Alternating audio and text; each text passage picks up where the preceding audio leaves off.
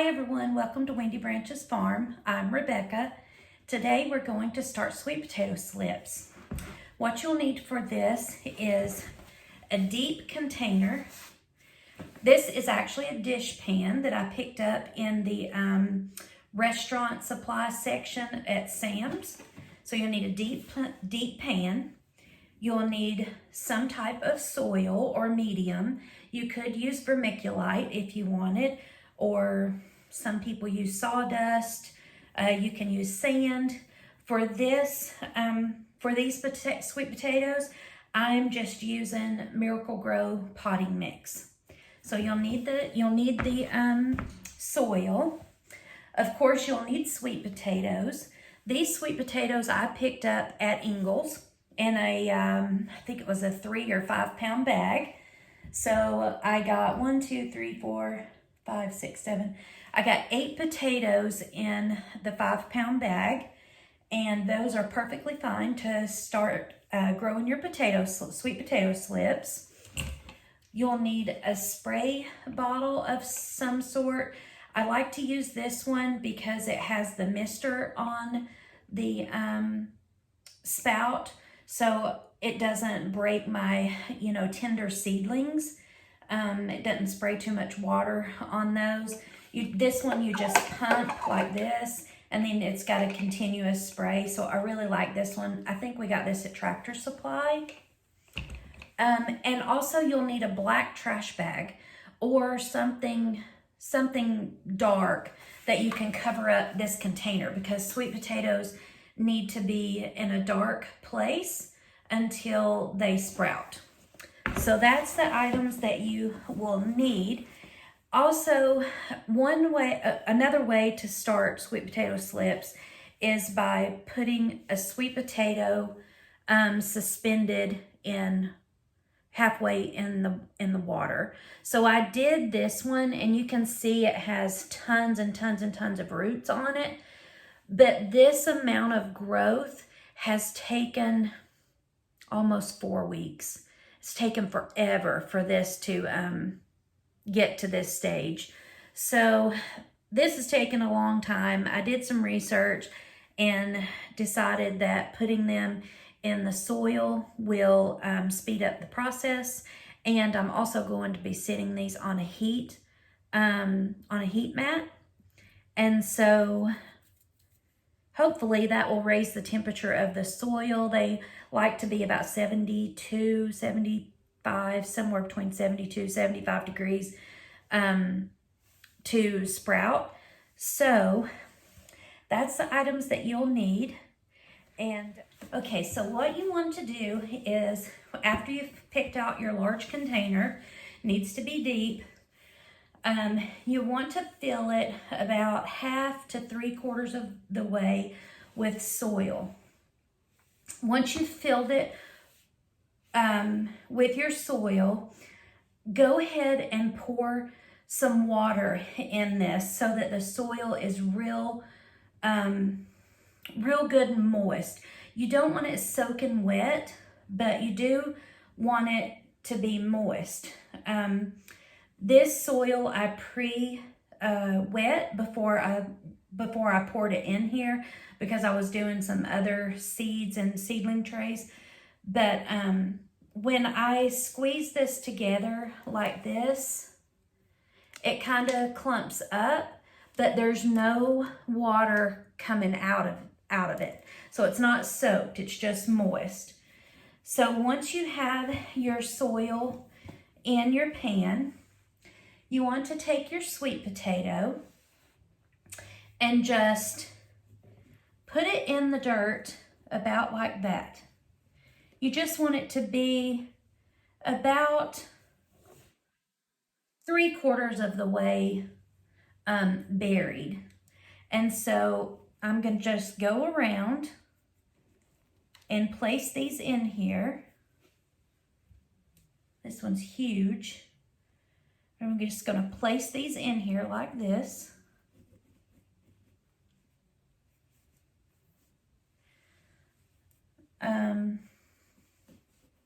Get those all buried good. And then every couple of days, just check your soil and make sure that the soil is staying moist. You don't want it soaking wet. You don't want it to be like full of water where you would have to have holes in the bottom of your container for it to drain. It doesn't need to be that wet. It just needs to be damp. And you'll check it about every 2 days, every 2 or 3 days, and make sure that the soil's staying damp. Now, after we get this on here like this, we're going to just go ahead and give it a little drink. Just a little drink. The soil's already moist, but I just want to make sure that everything is good and moist after I've been working in the dirt. So this is what it should look like. You only want them buried about 3/4 of the way, and then the rest of the potato will stay out of the dirt. I know that looks crazy, but that's how it's supposed to be. So after they are like this, what we're going to do is cover them with a black trash bag. Now you can use a like the bottom of a seedling tray or a piece of cardboard, whatever you have, a cookie sheet. You could even use one of the big cookie sheets. I'm just using this black trash bag, and I'm not trying to seal up the sweet potatoes. I'm not trying to do that. I just want to create darkness. So they need to be in the dark to sprout. So we'll cover this up like this. And once they're covered, what I want to do is put these on a heat mat. If you have a heat mat, that's fine. If you don't have a heat mat, just put them in an area where they will be in the warmest part of your house. So what we'll do is I have a heat mat up here. I'm gonna sit these on that heat mat, and then after about 3 or 4 weeks, I'll check back. I'm gonna mist these about every 2 days, but after about 3 or 4 weeks, we should have tiny sprouts. So once we have the sprouts, once we start to see the sprouts, very first sight of sprouts, we'll uncover them from the black trash bag. We'll uncover them, leave them uncovered, and sit them in a sunny place, a sunny location in the house or on the porch or wherever, so they can get some good light on them, and that's what will cause the sprouts to grow and form our slips. So once the slips form and the slips get about 3 or 4 inches tall, some people let them grow, 6 or 8 inches tall. But once they form, once they get that tall, you're going to take the whole potato out and put it in some water. And when you put it in the water, that will cause the roots to form. And once it gets a good root ball on it, then we're going to do another video. Typically, if you order sweet potato slips from a garden supply company, you're going to pay about $15 to $30, depending on where you order them from, for a small little stack of maybe 10. So doing it this way, buying the sweet potatoes in the store and growing your own sweet potato slips is such a more cost-effective way to have the sweet potato slips to plant into the garden, so you have a good amount of sweet potatoes.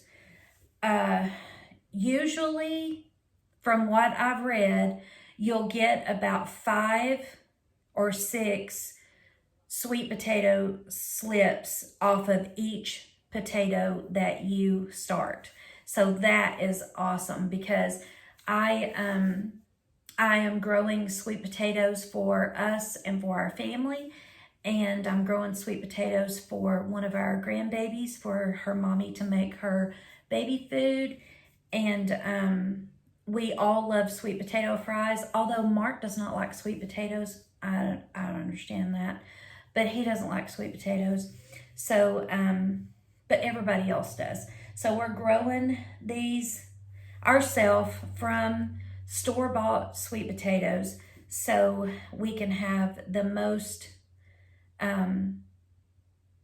sweet potato plants and not have to spend $15 to $30 for these slips that, you know, you have to order from a garden supply company or a seed, you know, a seed company or whatever.